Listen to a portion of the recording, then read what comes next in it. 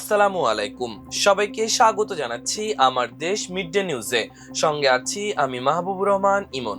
শুরুতেই সংবাদ শিরোনাম। জুলাই সনদে স্বাক্ষর বিতর্কের অবসান হওয়া উচিত, মন্তব্য মির্জা ফখরুলের। রাজনৈতিক পক্ষপাতমুক্ত থেকে সরকারি কর্মচারীদের দায়িত্ব পালন করতে হবে, মন্তব্য স্বরাষ্ট্রমন্ত্রীর। ইরানের হামলায় কুয়েতে বিদ্যুৎ কেন্দ্র ও পানি শোধনাগারে আগুন, বেশ কয়েকজন আহত।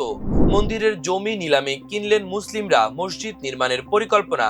বাংলাদেশ সীমান্ত পরিদর্শনে অমিত শাহ, চিকেন স্নেকের নিরাপত্তায় জোর। শুনছিলেন সংবাদ শিরোনাম, এবার বিস্তারিত।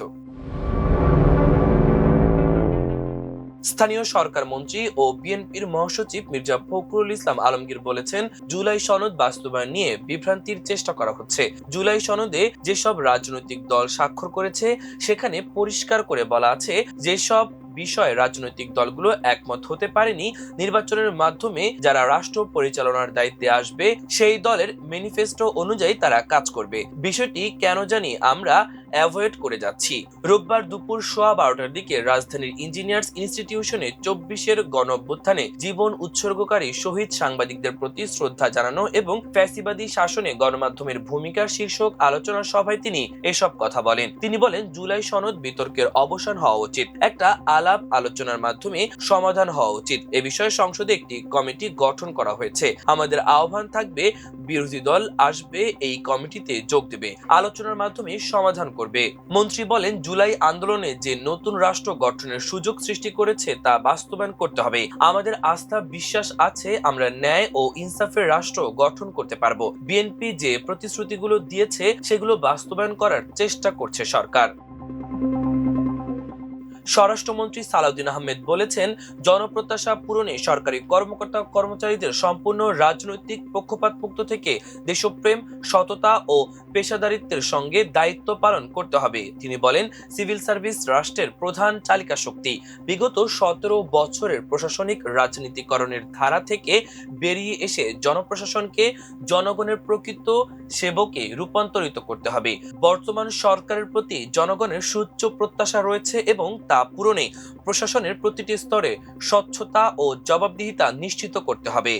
মন্ত্রী আজ সকালে রাজধানীর শাহবাগে বিসিএস প্রশাসন একাডেমি মিলনায়তনে জাতীয় পাবলিক সার্ভিস দিবস 2026 উপলক্ষে বিসিএস প্রশাসন একাডেমি আয়োজিত দক্ষ, জনবান্ধব ও জবাবদিহিমূলক জনপ্রশাসন সরকারের অঙ্গীকার বাস্তবায়ন কর্মকৌশল শীর্ষক 4 দিনব্যাপী কর্মশালার উদ্বোধনী অনুষ্ঠানে প্রধান অতিথির বক্তব্যে এসব কথা বলেন।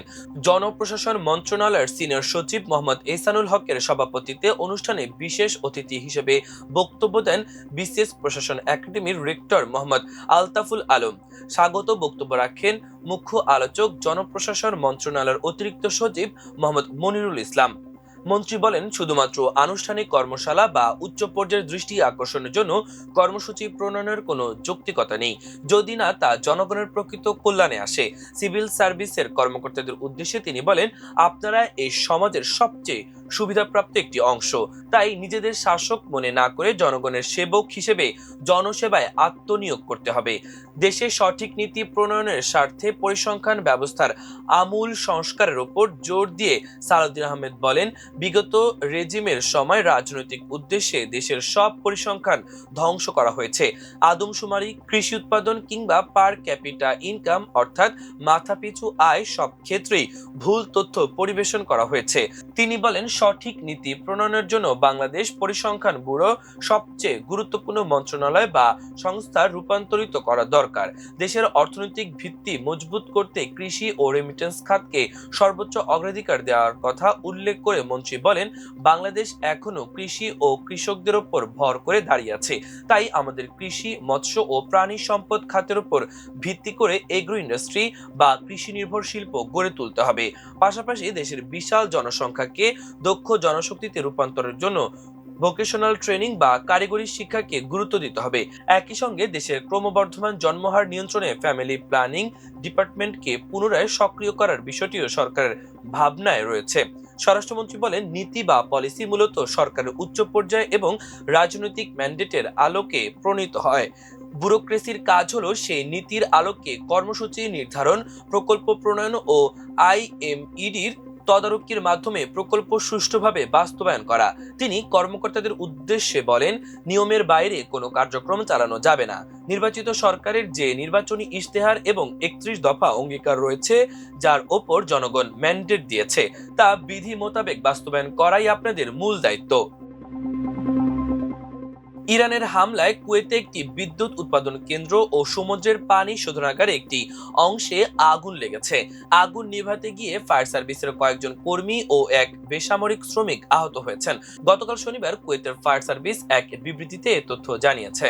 কুয়েতের রাষ্ট্রীয় বার্তা সংস্থা কুনার খবরে বলা হয়, ইরানের হামলার লক্ষ্যবস্তু হওয়া দুটি স্থানে আগুন নিয়ন্ত্রণে আনতে গিয়ে প্রথম ঘটনায় ফায়ার সার্ভিসের কয়েকজন কর্মী ও এক বেসামরিক শ্রমিক আহত হন।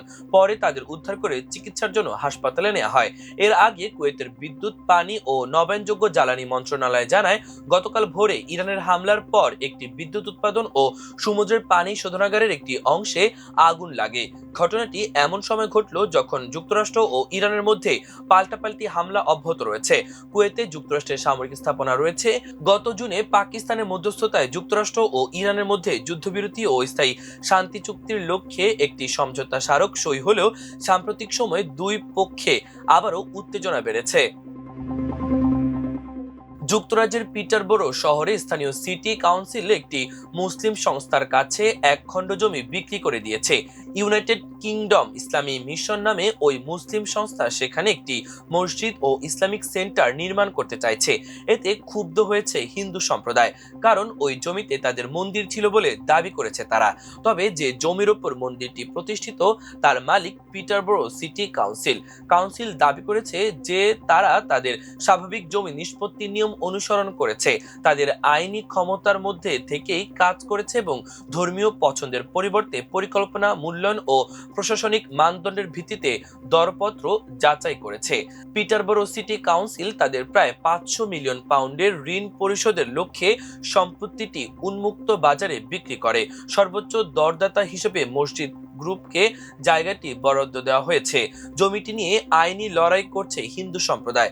তবে কাউন্সিলের আইনজীবী ক্যাথরিন রোল্যান্ডস আদালতে বলেন, জমি বিক্রির প্রক্রিয়া ছিল স্বচ্ছ, ন্যায্য ও আইনসম্মত। ভারতের কেন্দ্রীয় স্বরাষ্ট্রমন্ত্রী অমিত শাহ গতকাল শনিবার পশ্চিমবঙ্গের উত্তরবঙ্গ সীমান্ত পরিদর্শনের পর আলোচনা করেন রাজ্যের মুখ্যমন্ত্রী শুভেন্দু অধিকারীর সঙ্গে। পশ্চিমবঙ্গে এসে বাংলাদেশ সীমান্ত পরিদর্শনের পর চিকেন স্নেক বা শিলিগুড়ি করিডোরে নিরাপত্তা জোরদার করতে পশ্চিমবঙ্গের মুখ্যমন্ত্রী শুভেন্দু অধিকারীর সঙ্গে আলোচনা করেছেন ভারতের কেন্দ্রীয় স্বরাষ্ট্রমন্ত্রী অমিত শাহ শুক্রবার রাতে পশ্চিমবঙ্গের শিলিগুড়ির কাছে বাগডোগরা বিমানবন্দরে নেমে শিলিগুড়ির কদমতলার বিএসএফ হেডকোয়ার্টারের অতিথিশালায় রাত কাটান। গতকাল শনিবার সকালে তিনি উত্তরবঙ্গ সচিবালয় উত্তরকন্যার পাশে ডাবগ্রাম ফুলবাড়ি বিধানসভা এলাকায় ভারত বাংলাদেশ সীমান্ত ঘুরে দেখেন। তিনি কাটাতার লাগোয়া জামুরিয়া ভিটা ও সন্ন্যাসী কাটা সীমান্ত পরিদর্শন করেন। এরপর অমিত শাহ শিলিগুড়ির জুমাগাছ সীমান্ত আউটপোস্টে গিয়ে বিএসএফ জওয়ানদের সঙ্গে মতবিনিময় করেন। বিএসএফদের বিভিন্ন উন্নয়ন প্রকল্পের ভিত্তি স্থাপনের পাশাপাশি নতুন 14টি সীমান্ত চৌকি উদ্বোধন করেন তিনি। পরে উত্তরবঙ্গ রাজ্য সচিবালয় উত্তরকন্যায় প্রশাসনিক কর্মকর্তাদের সঙ্গে বৈঠক করেন অমিত শাহ।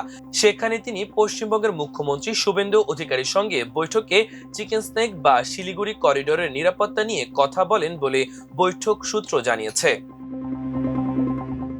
প্রিয় দর্শক, আমাদের আজকের মিড ডে নিউজের আয়োজন এ পর্যন্তই। সবাই ভালো থাকুন, সুস্থ থাকুন, আমার দেশের সঙ্গেই থাকুন। আল্লাহ হাফেজ।